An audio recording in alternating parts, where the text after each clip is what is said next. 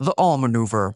An entire Austrian army of more than 20,000 men surrendered without fighting a real battle. Most of them never fired a shot. Here's how Napoleon pulled it off. In October 1805, those men marched out of the town of Ulm, stacked their muskets in the mud, and gave up. There was no famous battle here, no decisive charge that history remembers by name. General Mack and his men simply woke up one morning to find the war already over and themselves on the losing side of it. What happened was this. Napoleon had taken an army of around 200,000, sitting on the French coast, preparing to invade Britain, and turn the whole thing east. In a matter of weeks, they crossed the Rhine, swung in a vast arc through southern Germany, and appeared behind the Austrians before the Austrians knew the French had even left the coast. Mack had positioned himself to block an advance from the west, and Napoleon obliged the impression, pushing a screen of Murat's cavalry out west to keep Austrian eyes pointed the wrong way. The real army came from the north and the east, sealing every road out. By the time Mack understood what was happening, he was surrounded. His lines back to Vienna were cut. There was no army coming to rescue him, because the force that was supposed to do that sat hundreds of miles away, and the Russians who were meant to link up with him were still marching. He could fight a battle he had already lost, or he could surrender. He surrendered. The campaign as a whole swallowed close to 60,000 Austrian troops, and Napoleon had spent almost no soldiers to do it. Mack wasn't beaten by a better army. He was beaten by an army that should not have been there yet. Rapid forced marches. Napoleon's army arrived where it had no business being because it could march faster than anyone of the era thought a body of men physically could. Other armies moved about 10 or 12 miles a day, a number commandos treated as a law of nature. That was the speed of a marching column dragging its supply train behind it, all the wagons of food and pack animals and servants. The whole slow tale of stuff an 18th century army hauled around to keep itself alive. Napoleon cut the tail off. His men carried several days of rations on their own backs and were expected to find the rest along the way, foraging, requisitioning, or simply taking what they needed from the countryside they passed through. An army that doesn't wait for its wagons doesn't move at 12 miles a day. It moves at 20, 25, sometimes more when it mattered. During the Ulm campaign in 1805, some corps strung 30-mile days together back to back, crossing the breadth of southern Germany in under 3 weeks, while the Austrians were still waiting for them somewhere else. The men paid for it in their feet. Boots wore through to split leather, then to rags wrapped around the toes, then for some to nothing at all. The effect of this was strategic, not just logistical. When your army moves twice as fast as the enemy believes is possible, every calculation the enemy makes about where you are is wrong. They plan around a French army that is 4 days away. The French army is 1 day away. They garrison the roads they think you will use. You are already past them. Speed, in Napoleon's hands, wasn't about arriving sooner. It was about arriving somewhere nobody had thought to defend. But an army moving like that had a problem buried inside it. Spread across 100 miles of road to move fast, it could be caught and destroyed one piece at a time before it ever gathered. The Corps System. The Corps System was Napoleon building an army designed to be cut into pieces without dying. He broke the Grande Armée into self-contained chunks, each one its own miniature army of 20 to 30,000 men, with its own infantry, its own cavalry, its own artillery, and its own commander who could think for himself. A corps wasn't a piece of an army. It was an army, just smaller. This meant the whole force could spread out across the countryside, marching on separate roads, moving fast, feeding itself off a wider stretch of land. And it meant that when one corps ran into the enemy, it didn't have to win. It just had to survive. A single corps could hold its ground against a much larger force for a day, sometimes longer, while the other corps, never more than a day's march away, turned and converged on the sound of the guns. March divided, fight united. That was the whole idea. The clearest proof came in 1806 at Austerlitz, where Marshal Davout's single corps of around 26,000 men ran headfirst into the main Prussian army, more than 60,000 strong. By every reasonable expectation, Davout should have been crushed. Instead, he held. Then he pushed them back, beating more than twice his number, because his corps was built to stand alone exactly long enough. The Corps System was the insurance policy that made the fast marching safe, and it let Napoleon mass overwhelming force wherever he chose. But his most dangerous victories never came from where he put his own army. They came from where he talked the enemy into putting theirs. The deliberate weakness at Austerlitz.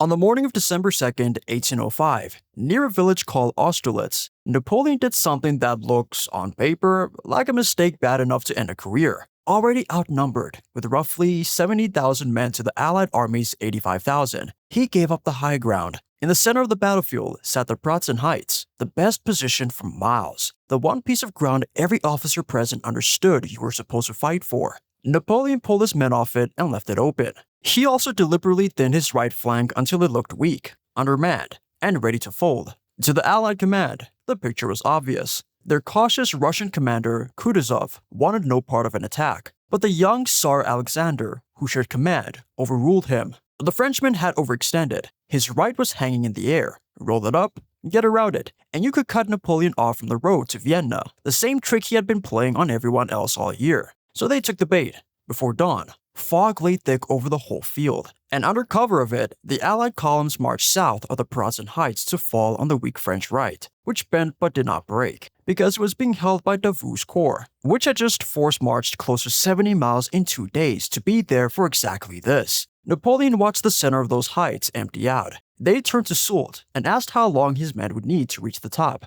Less than 20 minutes, Soult told him it was enough. As the fog lifted, Soult's corps surged up the middle into the gap, seized the ground the Allies had abandoned, and split their army in two.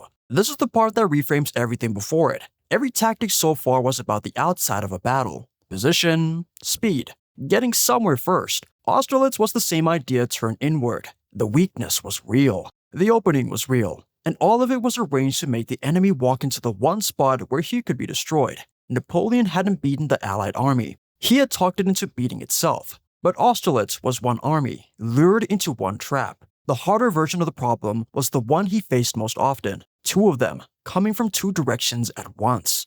The central position strategy. The central position was Napoleon turning the thing that should have killed him into his sharpest advantage. When 2 enemy armies closed in from 2 different directions, each one large enough to ruin him on its own, the obvious move was to back away from the gap between them. He did the opposite. He drove his army straight into that gap and planted himself in the middle. From that spot, the arithmetic flipped. He could throw most of his force at one of the 2 armies and beat it before the other could arrive, while a smaller detachment held the second army at arm's length with feints and stubborn rearguard fighting. Win the first fight fast enough, turn around, and do it again to the second. 2 armies that together outnumbered him became 2 armies he outnumbered, one at a time. It is the oldest good idea in warfare, defeat in detail. And Napoleon ran it better than anyone before him because the corps system and the marching speed let him pile up force at one end of the gap faster than his enemies could react at the other. He first ran it at scale in 1796, in his very first campaign as an army commander in Italy.